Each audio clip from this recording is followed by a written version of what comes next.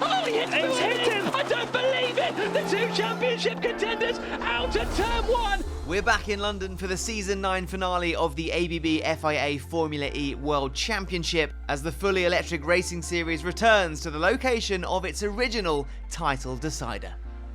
The London E-Prix was first held back in Season 1 with a doubleheader at the Battersea Park Street Circuit, next to the River Thames, and it was this venue that hosted the crowning of Formula E's first champion.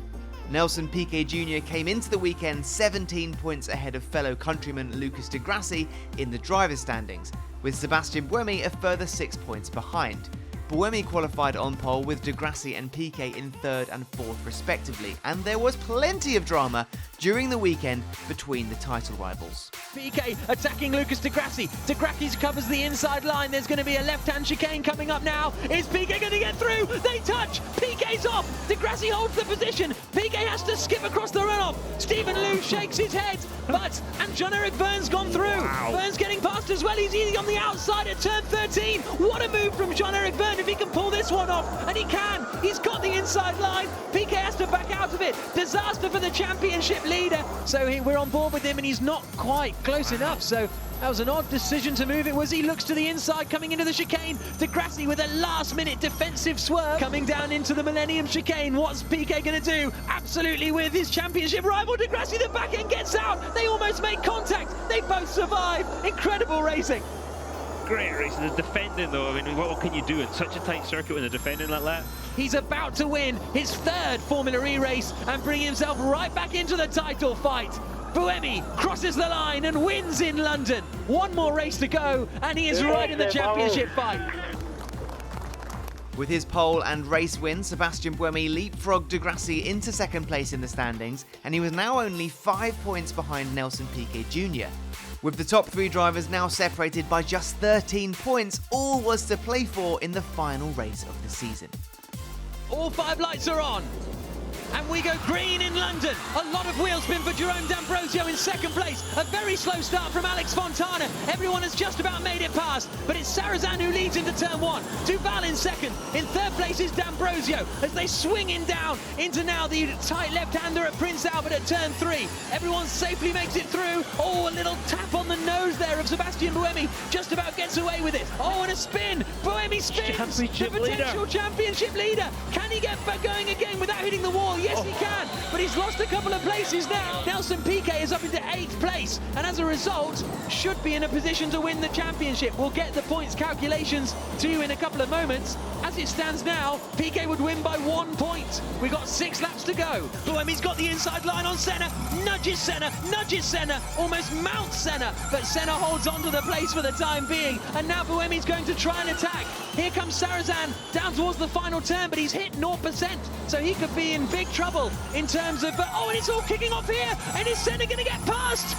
No! Senna holds on! Win for Sarrazin across the line. 3rd is 2nd, but Senna holds on, and that means as they come towards the final turn and across the line, Sebastian Buemi crosses the line, and he is furious with Bruno Senna because all of that means that Nelson Piquet Jr. wins the FIA Formula E Championship.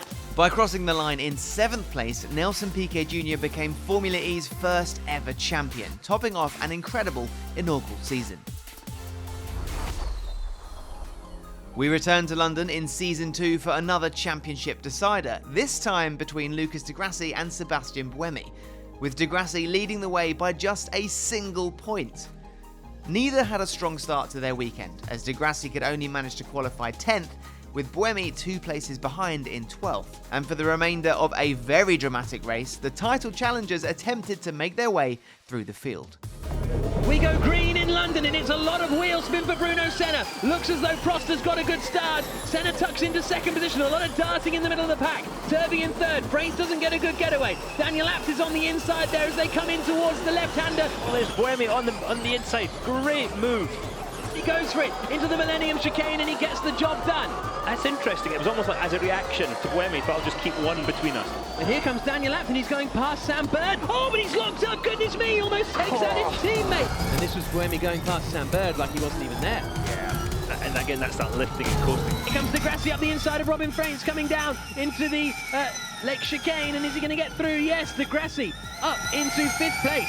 Here comes Buemi, he's got around the outside and he's got past Robin Frains up the inside into the Millennium Chicane. So now it's 5th and 6th for the two championship protagonists. There is Sebastian Buemi just showing his nose to Lucas Degrassi behind him. 10 laps to go, a 10-lap shootout here in Formula E.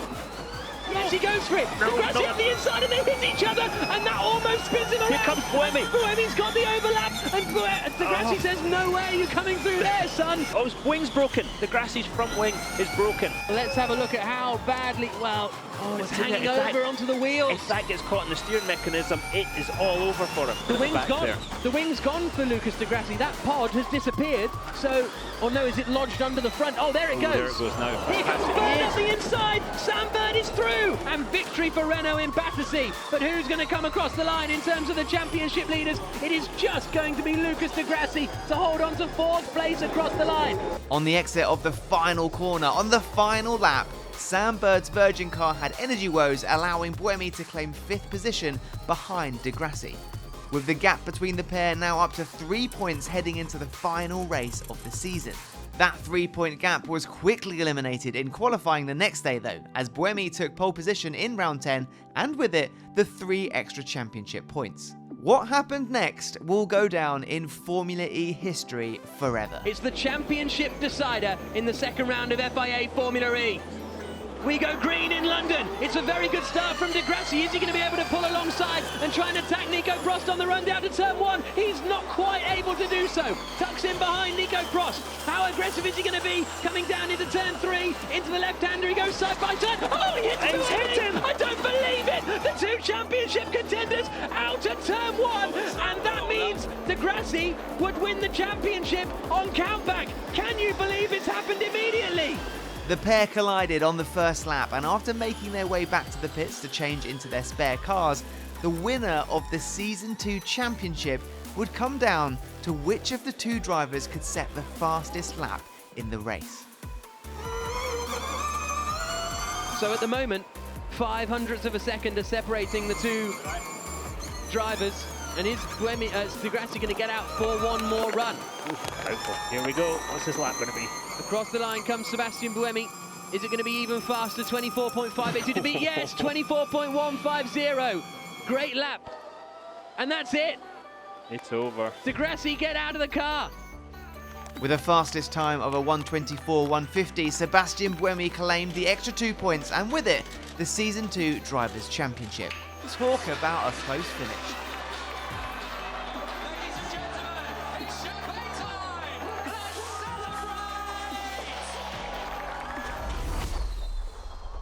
After 5 years away, London returned to the calendar in Season 7 in an all-new location.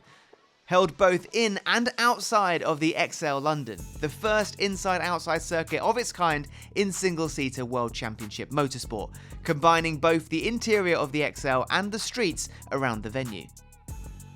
Alex Lynn and Jake Dennis locked out on all British front row in the first round of the doubleheader as they both tried to claim victory at their home E-Prix. And we go green in London. It's a pretty decent start actually from Alex Lynn on pole position. He immediately chops over to cover the inside. Dennis holds into second place. Okay, we're doing a loop again this lap. Loop again this lap. Okay, attack mode this lap then for Alex Lynn in the lead of the race. Does Dennis go with him? No. Interesting. So Jake Dennis doesn't follow Alex Lynn through this time around, and that's very, very interesting for Dennis. He may be able to hold the lead of the E-Prix. Comes through it, hooks it up. Attack mode activated and stays comfortably clear of Alex Lynn. And at points like that, as we see the Mercedes going for the move on the inside at turn 10, Nick de Vries, maximum lock, makes it. Oh, just. That was every bit of lock that car had. And he's in fan boost. Yeah, and he's setting up for a pass. De Vries activates his fan boost, sends it to the inside of Alex Lynn into turn 10. And Nick de Vries is into second place. Here he comes, up the east ramp. The man from Nuneaton is about to win his home E-Prix. Through the left-hander, the BMW I Andretti car comes out across the line, lights up the rear tyres, and in dominant fashion, Jake Dennis wins in London.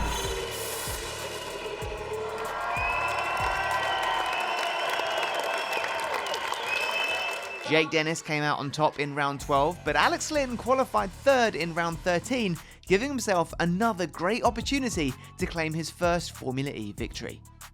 However, this race will always be remembered thanks to a certain Lucas di Grassi move. With 28 minutes remaining, Antonio Felix da Costa had a coming together with Andre Lotterer that brought out the safety car. As the safety car came down the start-finish straight, Lucas di Grassi, claiming he had a puncture, came into the pit lane. However, after coming in, he realised he had made a mistake and that he didn't actually have a puncture. And furthermore, in an attempt to use every loophole and strategic move available, coming into the pit lane allowed him to go faster than the safety car queue and come out of the pit lane in the lead of the race. Although incredibly cheeky at the time, a totally legal move if the car had come to a complete stop outside the team garage, which it didn't quite do. Di Grassi was handed a drive-through penalty for a safety car procedure infringement. And after he refused to take the penalty, he was disqualified from the race, giving Alex Lynn his maiden Formula E victory in front of a home crowd.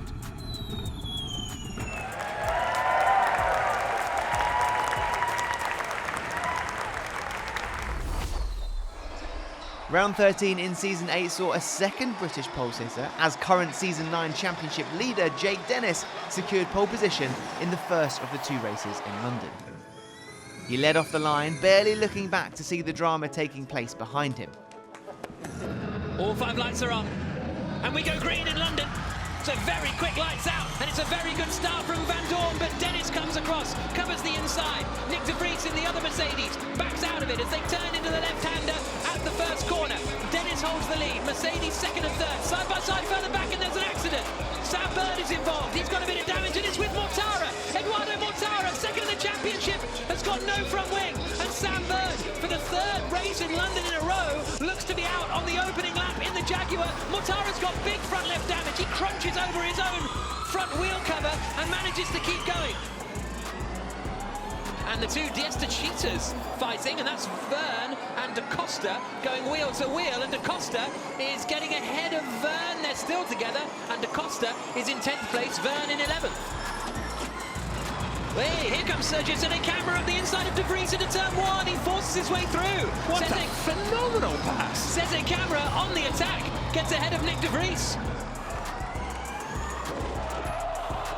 And Vern hits the back of Da Costa, and that allows the Nissan of Buemi to go past both of them. And De Grassi's on the attack, going to the inside. Bit of contact, I think, with the very strong defence of Oliver Rowland. Finish straight, De Vries covers the inside. What is Cassidy going to decide to do? Late move again from De Vries. Cassidy has it all locked up, and De Vries feeds him into the wall. This is rude stuff from Nick de Vries, and Cassidy will be getting frustrated at this. Qualified on pole position, drove away from the rest of the field, and Jake Dennis, through the final corner, takes a dominant win in London. Dennis won from pole position to claim a lights to flag victory in London, adding the fastest lap as well to round off a dominant day and Grand Slam. Dennis went on to show no signs of slowing down in the second race of the weekend as he claimed a second pole position in a row at the XL. Lucas di Grassi, however, completed his redemption from Season 7 in round 14, taking victory ahead of Jake Dennis. De Grassi wins in London. Superb win for Venturi. Lucas di Grassi is the winner in London. Great drive from the Brazilian. And that is his 13th win in Formula E. Lucas di Grassi, who wins again. Heading into the Season 9 title decider, can Jake Dennis continue his run of form, replicate his success around the XL and become Formula E World Champion? Find out in the final rounds of Season 9 of the ABB FIA Formula E World Championship.